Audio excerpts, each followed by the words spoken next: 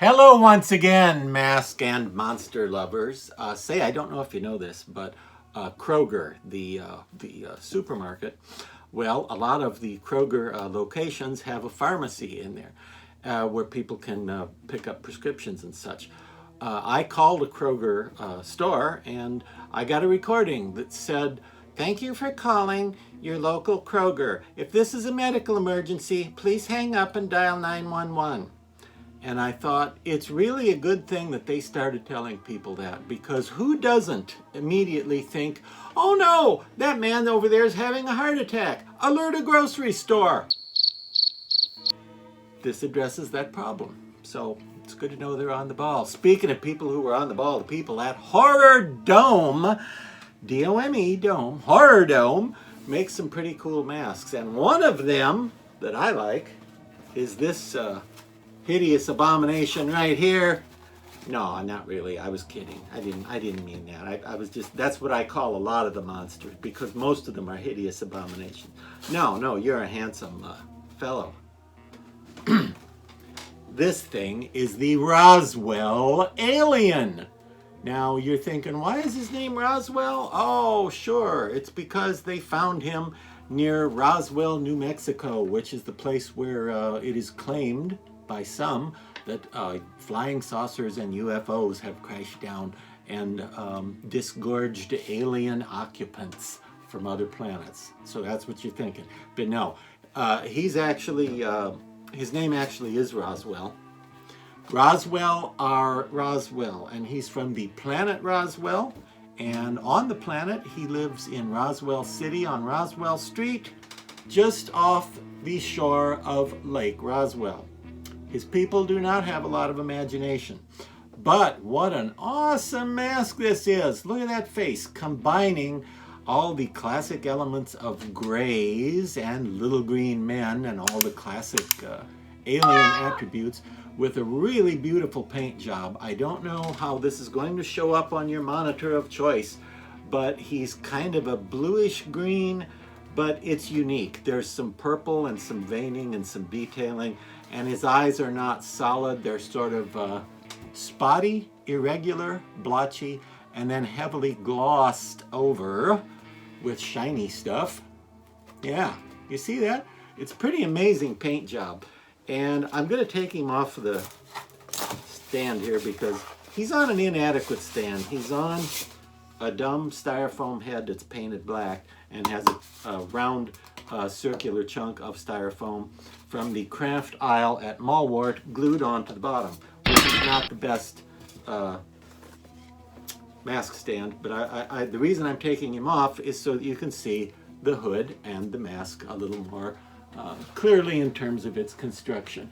The hood is made of this super nice plush stuff, okay? And this is the stuff that the old Be Something Studios masks hoods were made of back in the 80s. Well, and as far back as the 70s even.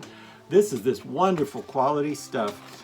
And as far as what you'd wear with it, you know, I'm looking at you, Horror Dome and Zagonis and whoever else sells masks that have hoods made of the wonderful plush fabric like masks used to have in the 70s and 80s.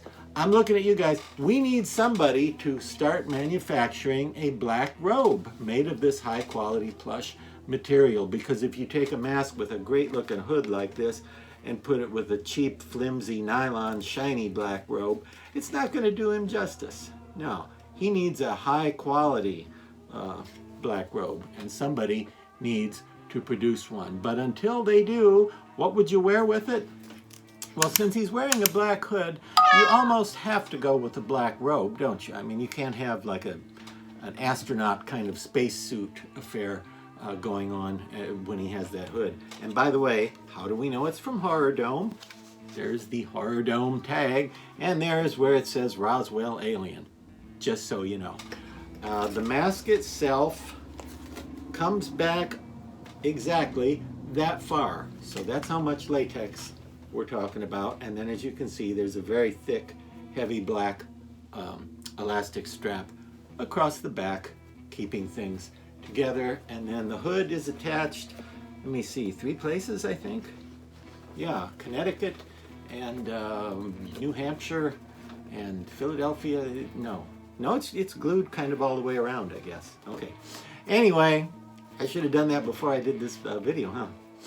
But he has a little fastener at the bottom that so you could leave that open, or if you do leave it open, you're going to want to wear a black turtleneck or a black scarf around your neck or something, so that people don't see that your neck isn't this bluish green color. If your neck is this bluish green color, hey, you're styling.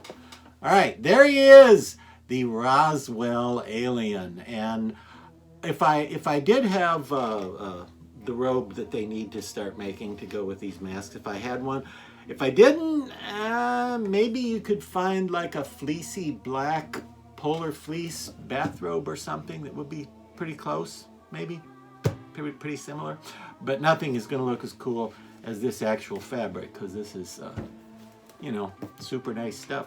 But if I was going to wear him at the haunted forest or the haunted UFO crash site or the haunted whatever, or just to a party, and I was going to wear him with a robe, I probably would do something to it to make it alien looking, you know, rather than just a plain black robe like a monk robe or like a Grim Reaper. I'd probably either, well, you could cut out some weird shapes out of foam or felt or darn near anything and glue them on here and there that look like some sort of symbols from his planet.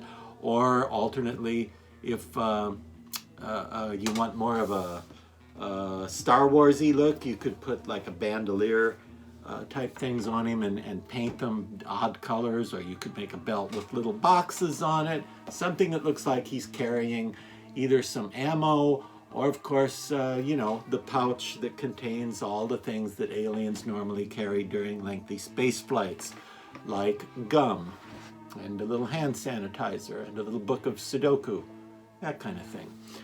But that's all from us. So until next time, I'll be here trying to talk sense to the guy from Roswell, Mr. Roswell R. Roswell. Yeah, all's well that Roswell. What? Roswell that ends well? Yeah.